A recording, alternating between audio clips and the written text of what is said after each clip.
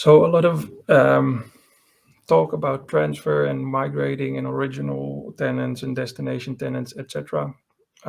Might make your head spin. I'll hope to make it a bit more crisp and clear in the coming slides, but some of the conclusions here. In order to be able to do this, keep good SAM practices. This way you know which entity uses what, and identifying what is to be transferred should be easy.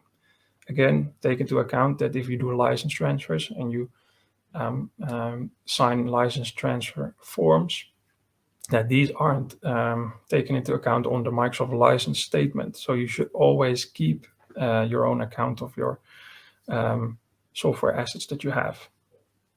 When identified, investigate the different license types that you have in your Microsoft estate. So know, do I have subscriptions for software? Do I buy on-premises software assets?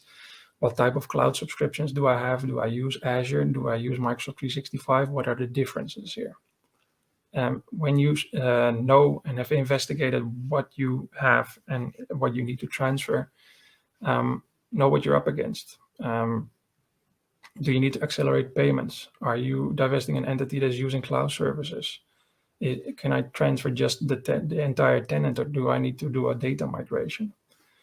Create a plan for all these different examples that we just covered here in the theory. And if it's very complex, always request that transitional services amendment that I talked about.